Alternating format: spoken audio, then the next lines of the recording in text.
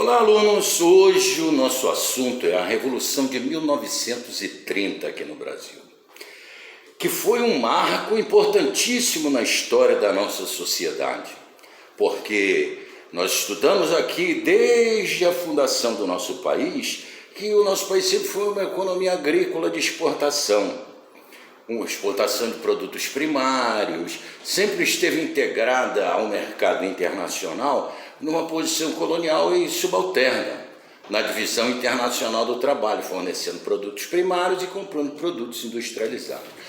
A Revolução de 1930, pela primeira vez, ensejou a possibilidade de uma alteração importante nessa matriz, nesse modelo econômico. E o Brasil iniciou um processo de industrialização, né? Começou a se constituir, ou pelo menos surgiu a proposta de transformar o Brasil num país moderno e industrial. E uma mudança enorme aconteceu na nossa sociedade a partir desse processo da Revolução de 30 e o período de governo de Getúlio Vargas. E em 1930, 70% da população do Brasil vivia no campo e 30% nas cidades. 40 anos depois, em 1970, essa equação se inverteu. 70% da população vivia nas cidades, normalmente nos grandes centros, nas megalópolis, e apenas 30% no campo, né? Ora, então vamos ver o que foi essa Revolução de 1930. Na verdade, ela foi resultado direto da crise de 1929, que nós estudamos aqui na aula passada. Quando, em outubro de 1929, há o crack da Bolsa de Nova York, há uma desvalorização muito grande dos preços do café. O café ele cai a níveis muito baixos, o que deixa os produtores de café brasileiros, do Oeste Paulista principalmente, apavorados. Em 1930 haveriam eleições. Seguindo aquele esquema da política dos governadores que eu expliquei aqui a vocês, em que havia um acordo chamado Café com Leite entre Minas e São Paulo, em que um candidato mineiro sucederia a um presidente paulista e assim sucessivamente, era a vez dos mineiros. Governava o Brasil Washington Luiz, um político do Partido Republicano Paulista, e naturalmente em 1930 haveria uma mudança no poder e nas eleições ascenderia um candidato indicado por Minas Gerais. Porém, os paulistas apavorados quebraram um acordo.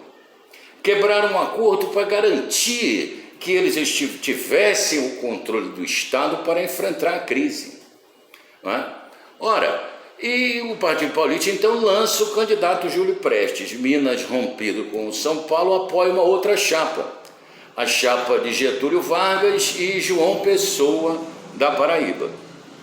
Pela primeira vez, esse esquema café com leite é rompido. As eleições ocorrem no modelo tradicional, fraudulento, enfim, com os vícios eleitorais da República Velha, e vence o candidato paulista, Júlio Prestes. Muito bem, o candidato paulista venceu. Foi uma grande frustração, porque havia no meio urbano um apoio muito grande à dissensão, à chapa de Getúlio Vargas e João Pessoa, mas a eleição ocorreu nos moldes tradicionais e conhecidos, venceu Júlio Prestes. Júlio Prestes já era o candidato eleito, já estava fazendo viagem ao exterior, foi aos Estados Unidos encontrar o Franklin Roosevelt como governador, como presidente eleito. Entretanto, um fato aconteceu que mudou tudo repentinamente. O candidato a vice de Getúlio Vargas na chapa, o João Pessoa, ele foi assassinado na Paraíba. Enfim, por motivos locais, regionais, lá da região dele. Porém, na época, as comunicações não eram como são hoje. As notícias vindo pelo rádio, lá do interior do Nordeste, até as grandes capitais, até o Rio de Janeiro e São Paulo, vinham truncadas. E a morte do João Pessoa causou uma grande reação, uma grande comoção, e automaticamente o Partido Paulista, o Júlio Prestes, começaram a ser responsabilizados pelo evento. E o Getúlio Vargas, que é um cara de grande habilidade política, ele inicia a partir do Rio Grande do Sul um movimento com apoio dos militares, né, para tomar o poder. Na verdade, a Revolução de 30, ela, no seu desenrolar e tal, ela foi mais ou menos uma quartelada como todas as outras. O caudilho Getúlio Vargas, que não tinha nada de um líder revolucionário, Getúlio Vargas era um político da oligarquia, já tinha grande experiência, tinha sido ministro da Fazenda, era um líder local, um estancieiro, grande latifundiário, né?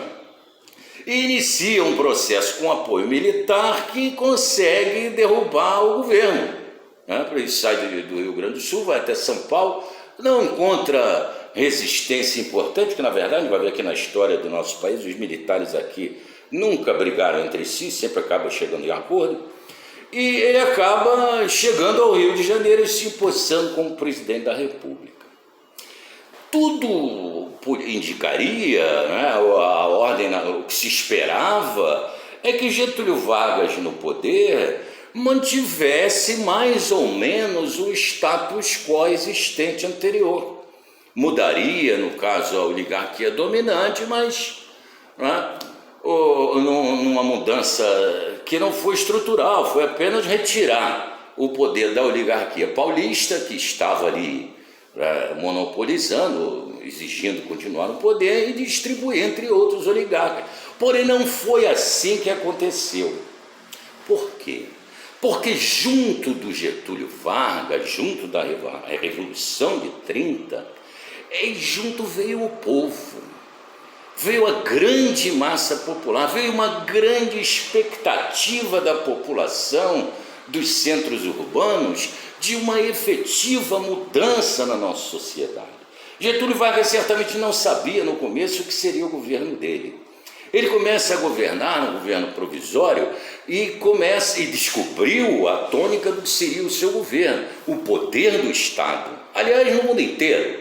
No mundo inteiro a crise estava sendo combatida com a presença do Estado, o que é uma verdadeira regra, porque os poderes liberais, os capitalistas, etc., eles são muito liberais contra a presença do Estado, quando está tudo muito bem. Mas quando começa a crise, eles vão ao Estado, porque é o Estado que tem a capacidade de mobilizar recursos de toda a sociedade para dinamizar a vida econômica. Então, Getúlio Vargas começa a fortalecer o aparelho estatal. Ele cria o Instituto do Brasil do Café, o Instituto do Açúcar do Álcool, Companhia de Álcools, enfim, uma série de instituições que vão fortalecer a presença do Estado e fazer com que ele se transforme num agente econômico cada vez mais importante. E dentro dessa perspectiva de fortalecimento do Estado, surge a alternativa, surge a ideia de quê? De trazer parte dos capitais brasileiros, que estavam praticamente todos lá na agricultura do café, para organizar o início de uma produção industrial. O Estado investindo fortemente em infraestrutura, em ferrovia, estrada, principalmente siderurgia. Em 1941, Getúlio Vargas começa a construção da usina de Volta Redonda, importantíssima para a matriz industrial. O Brasil tinha ferro, mas não tinha aço, porque não tinha siderurgia. Enfim, há o que alguns autores costumam chamar, e eu concordo, é um termo que eu acho que define muito bem, o surgimento progressivo de uma política nacional desenvolvimentista. Alguns autores definem como tendo havido no país um pacto populista, em que as classes trabalhadoras urbanas e parte das classes empresariais do Brasil fazem, através do Estado, uma espécie de acordo em que apoiam o surgimento de um Estado poderoso, um Estado intervencionista e um Estado que promove o desenvolvimento econômico. E isso foi muito importante no Brasil. Isso foi uma transformação enorme na nossa sociedade, porque esse nacional-desenvolvimentismo, na verdade, representou a fundação do Brasil propriamente dito. Até então, o Brasil era colônia. Houve a independência, tinha lá o imperador, depois a República Velha, mas economicamente o Brasil era uma economia subalterna. A nossa elite dominante, a nossa classe dominante, se identificava com Paris, com a Europa. Quando fizeram na República Velha a reforma urbana do Rio de Janeiro, aqui, esse Cinelândia, era o quê? Era o Paris, era a matriz era europeia. A população do Brasil, propriamente dita, era completamente marginalizada, culturalmente desvalorizada. E o período da pós-Revolução de 30, a era de Getúlio, período Vargas, o surgimento do nacional-desenvolvimentismo, ele representa uma incorporação da massa da população na sociedade brasileira. Pessoas que até então eram absolutamente discriminadas passam a contar, passam a ser cidadãos. O sistema eleitoral votou, as mulheres passaram a ter o direito a voto. O voto urbano cresceu em importância em relação ao voto rural, ao voto dos coronéis, dos correios eleitorais, o voto secreto. Enfim, a população brasileira passa a sentir, passa ela própria a ser valorizada. A cultura brasileira, ora, a escola de samba, a batucada na República Velha era casa de polícia. Os caras começavam a fazer um sambinha lá, a polícia lá e descia o cacete, né? No período de Getúlio, não, as escolas de samba ganharam o seu espaço, começaram a fazer desfiles, enfim, estimulados, patrocinados, auxiliados pelo próprio Estado, reconhecidos. A elite cultural brasileira, a inteligência brasileira, ela adere ao governo Vargas. O governo Vargas contava com quadros que eram os melhores quadros da nossa sociedade. Gustavo Capanema foi ministro de Getúlio Vargas, ministro da Educação, grande educador, que iniciou aqui no Brasil até a Revolução inteira. Educação não existia, instrução pública não existia, o Ministério da Educação foi surgido no período Vargas, bem como da saúde e tudo mais, e o Estado inteiro. O Estado brasileiro, assim como nós conhecemos hoje, quase tudo que você vê aí de organismos, até você vai ver, se procurar a origem, vem lá da era do período Vargas. O Capanema, para você ter ideia, o chefe de gabinete do Capanema era nada mais nada menos que Carlos Drummond de Andrade, o nosso poeta maior do modernismo. Enfim, o Brasil vive um processo de modernização com o início, a participação da população. Getúlio Vargas, em 1934, quando faz a Constituinte, promulga a Constituição, ele promulga a Constituição do Trabalho, a Constituição que integra a classe operária na sociedade brasileira, a consolidação das leis do trabalho, as leis trabalhistas, que não existiam. Falei a você, na República Velha, a questão social era caso de polícia, sindicato era proscrito, né? Getúlio Vargas criou uma estrutura sindical que até hoje existe no Brasil, inspirada na Carta del Lavoro, lá do Mussolini, na Itália, mas organizou os sindicatos, os trabalhadores urbanos, operários que nunca tiveram expressão, passaram a ter direitos, de capacidade de organização, sindicatos fortes, foram incluídos na sociedade e foram uma importante base de apoio do Getúlio Vargas. Getúlio Vargas tinha um apelido de pai dos pobres, e muitos diziam que era, por outro lado, a mãe dos ricos, porque, na verdade, uma das características dessa Revolução de 30 foi não ter posto o dedo na estrutura rural brasileira. A oligarquia rural apoiou Vargas o tempo todo, porque não se mexeu, exceto a paulista, em São Paulo, em 1932, eles tentaram voltar ao poder, derrubando Vargas, mas no geral não houve problema nenhum com a oligarquia, porque no campo o Getúlio Vargas não mexeu. Nós vamos ver depois que apenas depois da deposição de Vargas, o trabalhismo vai surgir com a proposta de reforma agrária, muito iniciada pelo governador do Rio Grande do Sul, Leonel Brizola, e pelo Francisco Julião, líder das ligas camponesas em Pernambuco.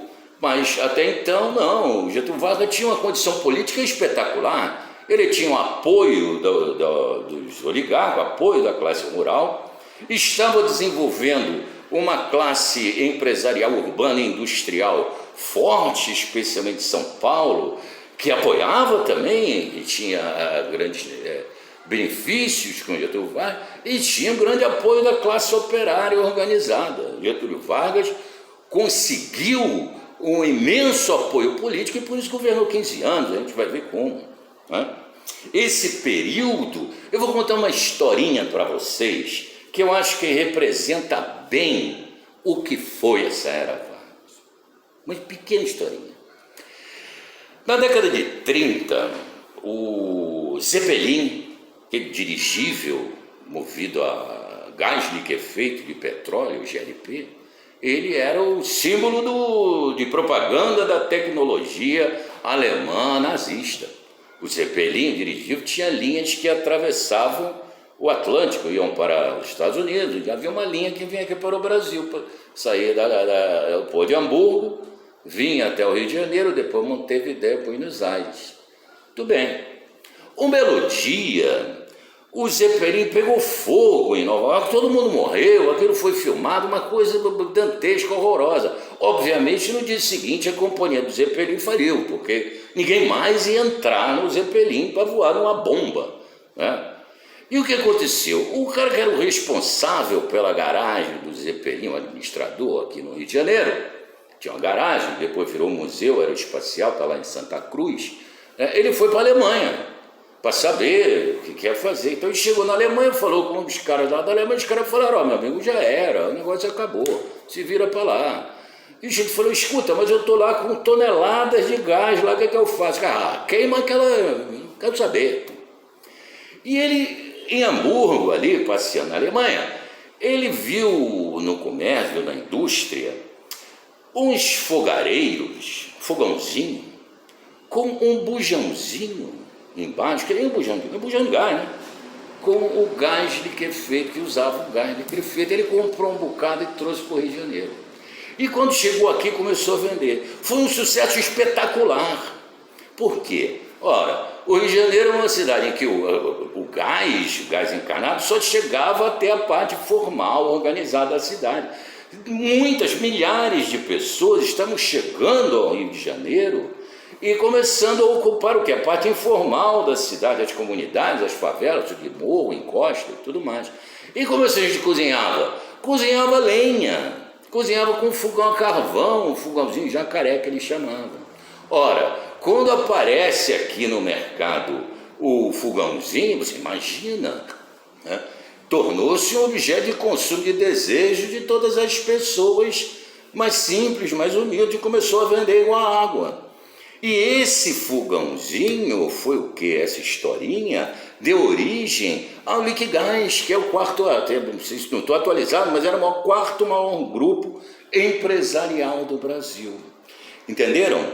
Então isso demonstra o quê? A força que representou o aparecimento, a inclusão na sociedade, ainda que canhestra, de milhões e milhões de pessoas trabalhadoras, e o surgimento de um setor empresarial, operativo, empreendedor, capaz de aproveitar o crescimento do nosso mercado interno e as possibilidades que a nossa população apresentava. Foi um período de grande, vamos dizer assim, a elevação da autoestima do brasileiro, a valorização da nossa cultura, da nossa gente, os nossos índios, que até então a política do índio, que de fazendeiro para o índio era bom de matar, o negócio era matar os índios. Até hoje, para muitos deles, continua a mesma coisa, né? Mas no período Vargas, muito em função do trabalho dos indigenistas, antropólogos, irmãos Vilas Boas, da CRB, etc., houve a criação da primeira reserva indígena no Alto Xingu, que iniciou o surgimento de tantas outras, que são muito importantes para a preservação do nosso país e das nossas populações originárias, dos indígenas, que passaram a ser gente, a ser considerados, os negros, não que acabou o racismo, longe das pautas identitárias do movimento negro de hoje em dia, mas houve uma valorização, uma inclusão do negro, da cultura, da contribuição do negro na cultura do Brasil, muito em função da difusão e da aceitação da obra do Gilberto Freire, seu livro Casa Grande e Senzala, que destaca que o Brasil houve uma formação, a fusão de 3 etnias para o surgimento da nossa sociedade. Tem lá seus problemas, seu pensamento foi superado, mas para a época foi uma revolução. Foi uma revolução. O brasileiro passou a olhar para si próprio como sendo um elemento distinto, como sendo um elemento que não precisava, ter como referência outras sociedades, outros países, outras civilizações, para reconhecer a si próprio. E houve o início da formação da nação brasileira, que não está formada ainda, não me entender, mas ela começou a ser formada com a Revolução de 30, com a valorização e a inclusão dos diversos elementos matriciais de formação da nossa sociedade. Na próxima aula eu vou falar sobre a Segunda Guerra Mundial.